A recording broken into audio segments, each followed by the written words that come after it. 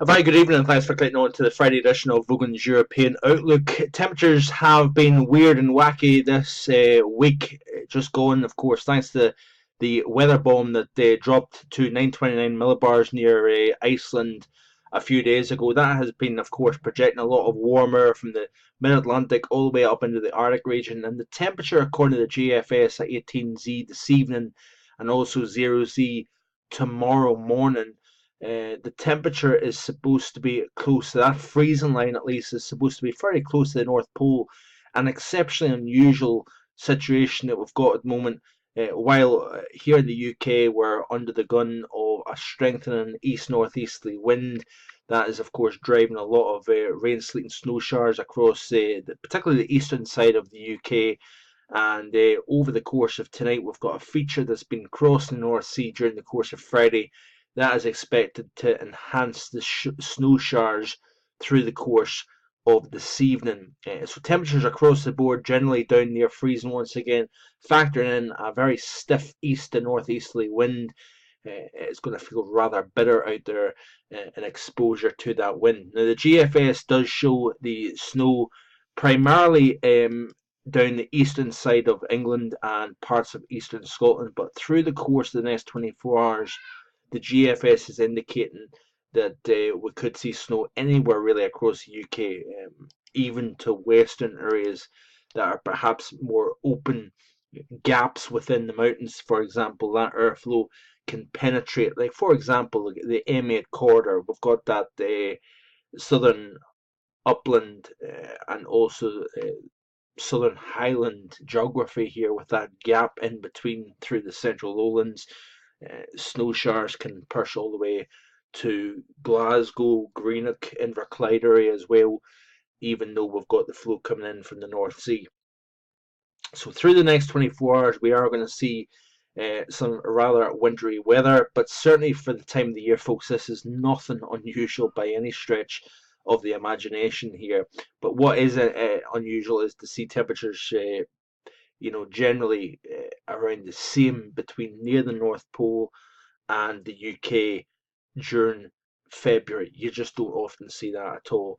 You shouldn't see that really. But also Svalbard, which is a Arctic Norway island, way up within the Arctic Circle. We've seen temperatures slightly above the freezing mark over the past several days, and we've seen a thaw here, which is once again a near unprecedented event to see that during the winter season, a thaw and temperatures above freezing at this very high latitude. So let's look at, this is the snow, of course. Let's have a look at the surface pressure chart, and you can see here what we're looking at for the next 48 hours or so. So let's skip right back to the current setup, and you can see here this feature here. You see this area of blue here representing snowfall. This generally crossing, it's riding that easterly airflow underneath this rather strong area of high pressure over Scandinavia, which is now starting to shift eastwards. That is going to then, of course, like I say, enhance snow shower activity.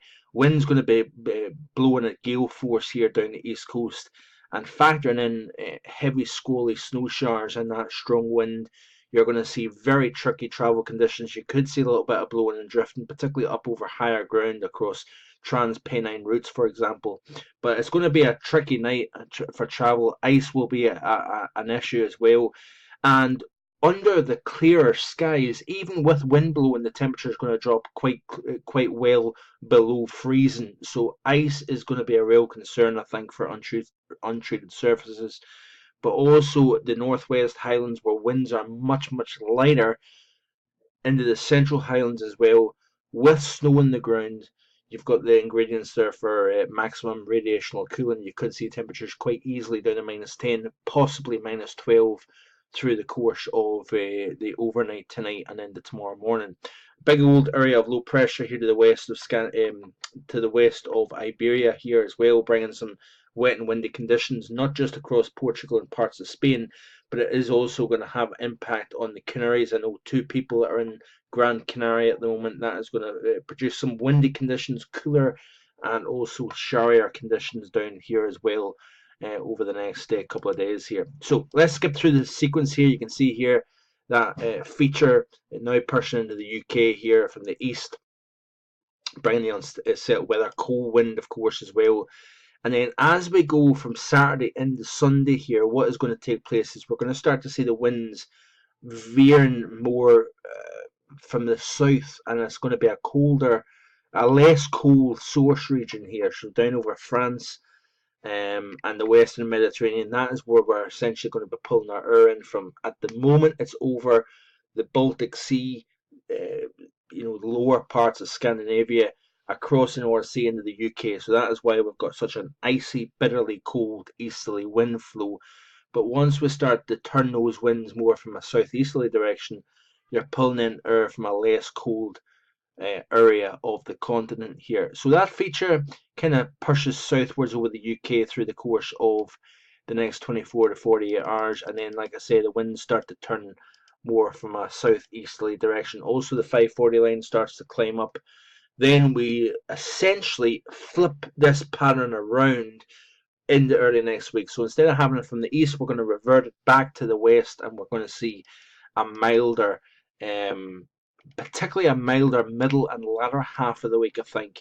And Atlantic low pressure is going to start to regain control here. So you can see here by 18Z Thursday of next week, low pressure to the north here, high pressure generally down towards the southeastern half of the continent. So we don't have that blocking high over Scandinavia. It's now down over the southeastern half of the continent. Low pressure near Iceland, and therefore we've got a milder oceanic airflow once again. Always that bit of a chance here on the backside of these areas of low pressure that we could see some snow. You can see here as I skip back, you've got the front pushing through, then the colder air comes down from the north. So you have the possibility of rain, sleet, even snow down to lower levels for a period of time, but it's very transient. Then the next area of low pressure comes in, bringing more wind, rain, possible backside snow as well. So rather than having the cold, dry continental air from this week, we're reverting back to a milder Atlantic situation come next week. So that's it for today. Hope you have a great weekend ahead, and I'll have a video hopefully early next week. Have a great one. Bye for now.